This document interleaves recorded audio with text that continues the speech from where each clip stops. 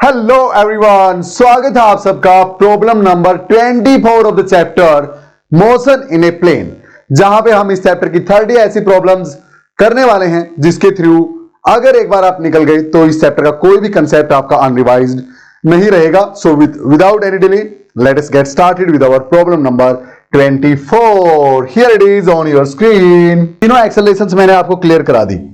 Angular acceleration generally d omega by d t या del omega by del t, clear. हाँ, centripetal acceleration v square by are.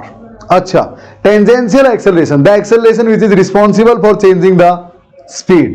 Clear प्यारे बच्चों, तीनों मैंने आपको बता दी।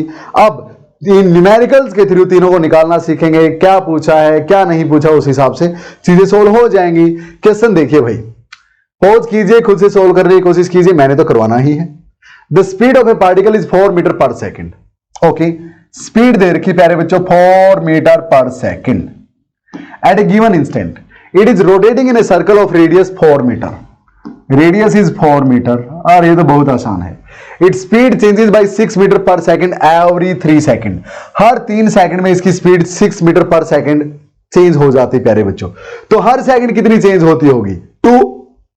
अरे 3 सेकंड में 6 चेंज आ गया, तो हर सेकंड में 2 का चेंज आया। एक्सेलरेशन पूछिए, एक्सेलरेशन पूछिए प्यारे बच्चों। So acceleration is change in velocity per unit change in time.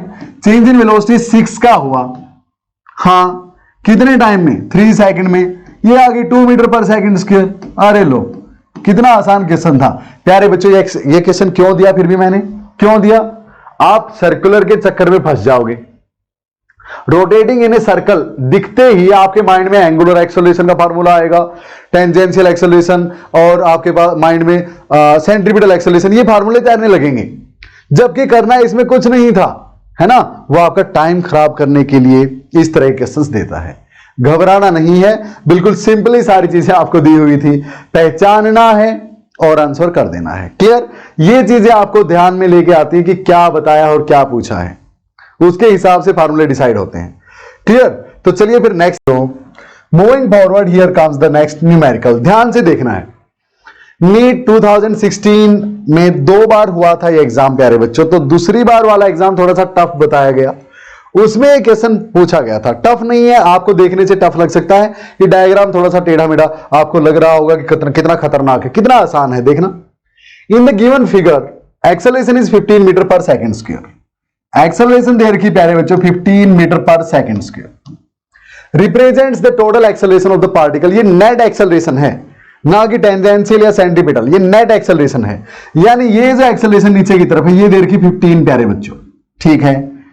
तो particle moving in clockwise direction, ये दे रखा क्लॉकवाइज डायरेक्शन में। Radius is 2.5 metre. ये रेडियस दे रखा प्यारे बच्चों, या ये बोल लो, ये बोल लो, रेडियस 2.5 मीटर है। अच्छा, और उसने पूछा है at that given instant of time the speed of the particle निकालनी है, यानी v निकालना है। तो प्यारे बच्चों a और v को देख के v निकालने का क्या तरीका आप यूज करेंगे?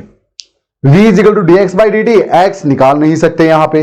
हाँ, तो माइंड में आया कि sir centripetal acceleration is equal to v square by r। अभी सीखा था सर हमने। हाँ, लेकिन v तो निकालने, r तो है, ac तो नहीं है, a है। तो प्यारे बच्चों AC के दो कंपोनेंट है, नेट एक्सेलरेशन, ये नेट वाली एक्सेलरेशन है। हाँ, तो इसका एक कंपोनेंट तो टुवर्ड्स द सेंटर है, सेंट्रीपिटल एक्सेलरेशन।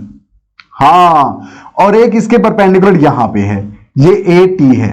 हाँ, तो ये जो है प्यारे बच्चों AC, ये कितना होगा? देखो A नेट का ये कंपोनेंट कितना होगा? ये A cos थीटा। हाँ, इसके साथ एंगल है प्यारे बच्चों, तो इसके अलग तो a cos थीटा होगा। So AC will be equal to a cos 30। AC will be equal to a cos 30। a कितना दे रखा भाई? 15। कर सकते हैं प्यारे बच्चों ऐसे। हाँ, इंटू में cos 30 होता है √3/2। क्लियर? हाँ, पुट करो भाई यहां पे। So v square is equal to AC into r। AC is 15/2 into √3 into r is 22.5 means 25/10। तो v will be equal to under root this, हाँ भाई, तो प्यारे बच्चों इसका अंडर रूट कर देंगे तो कर दो भाई, v will be equal to under root 15 और 25 का मल्टीप्लाई कर दो, √3 है, 10 और 2 का मल्टीप्लाई कर दो 20। तो ये लिख सकते हैं हम 375 √3 बाय 20। तो √3 को मैं क्या लिख सकता हूं प्यारे बच्चों, 1.71। क्लियर। इसको जब आप सोल्व करेंगे और उसका जब अंडर रूट आप करेंगे तो आपके पास ये आएगा प्यारे बच्चों। ओके, इसको तो सोल्व कर सकते हैं ना क्वाइट इजीली। अरे 375 बाई 20 कर दो यार, एक जीरो कैंसिल हो गई तो ये पॉइंट यहां आ गया, 2 से इसको कर दो कट। क्लियर है, तो ये लगभग 17 पॉइंट समथिंग फिर आ जाएगा। उसको मल्टीप्लाई 1.71 से करके अंडर रूट कर दो, नियरली वैल्यू आ जाएगी 5.7 मीटर पर सेकेंड। कर सकते हैं आराम से।